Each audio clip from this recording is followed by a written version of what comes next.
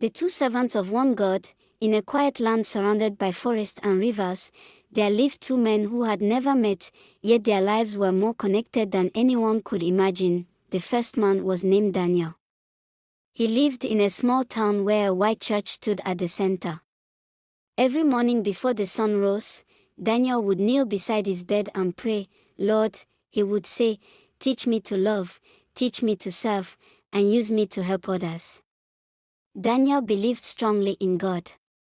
He read his Bible, went to church every Sunday, and helped the poor whenever he could. People in the town respected him and called him a true servant of God. Far away, deep in a village surrounded by thick trees, lived another man named Kola. His people did not go to church. They worshipped in a shrine filled with carved wooden idols. Every morning, Kola would light a small fire, bow before the shrine, and pray. "Great Spirit," he would say, "guide me, help me care for others, and give me strength to do good." To outsiders, Kola was an idol worshipper. But in his heart, he believed he was serving the Creator of all things. He didn't know the name God as Daniel did, but he believed in goodness, kindness, and truth. Kola was also known in his village for helping the sick, feeding the hungry, and protecting the weak. Two different paths, one purpose. Daniel and Kola lived very different lives. Daniel sang hymns in church. Kola sang chants in the shrine. Daniel read from the Bible. Kola listened to the elders tell stories of the Great Spirit, but something was the same in both of them. They loved people deeply. One day, a terrible flood came. Rain fell for days without stopping. Rivers overflowed, houses were destroyed, and people cried for help. In Daniel's town, the water rose quickly. Without thinking of himself, Daniel ran into the flood. He carried children on his shoulders, helped the elderly to higher ground, and went back again and again to rescue more people. "Don't be afraid," he shouted. "God is with us." At the same time, far away in the village, the same flood struck Kola's people. The shrine was nearly destroyed, but Kola did not run away. Instead, he rushed into the rising water. He pulled people from collapsing huts, gave his food to those who had none, and carried a sick woman through the flood. "Hold on," Kola cried. "The Great Spirit will not leave us." As the flood grew stronger, both men faced a moment of decision. Daniel saw a child trapped in a house surrounded by rushing water. Without hesitation, he swam toward it. The current was too strong. He reached the child, lifted him high above the water, but as he tried to return, the force of the flood swept him away. At that same moment, Kola saw an old man clinging to a tree. He jumped into the water and fought against the current. He pushed the old man to safety, but as he turned back, he too was overtaken by the powerful flood. Both men gave their lives to save others.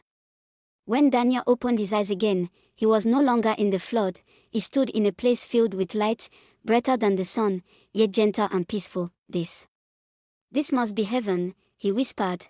As he looked around, he saw many people. Some he recognized, others he did not. Then suddenly, he saw a man approaching him. It was Kola. Daniel was confused.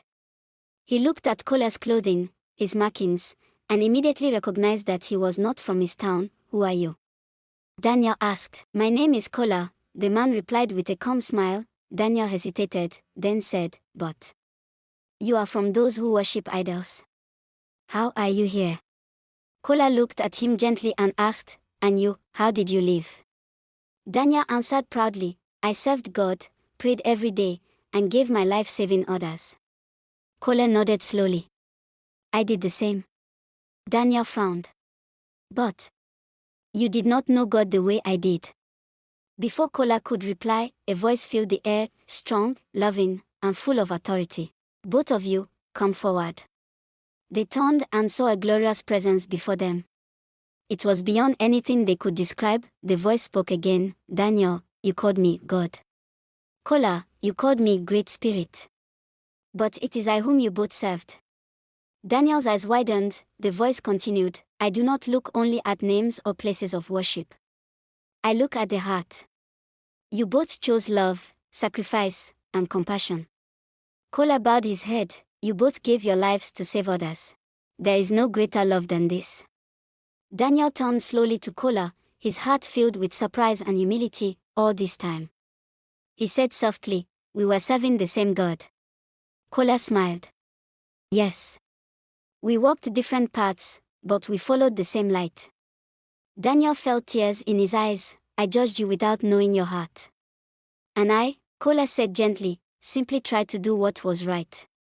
The voice spoke one final time, "Welcome home, my sons." From that day, Daniel understood something he had never fully realized before: God sees beyond human differences. It is not only where you worship or what name you use, but how you live, how you love, and how you treat others. And in heaven, there are many people whose paths were different, but whose hearts were the same. The end.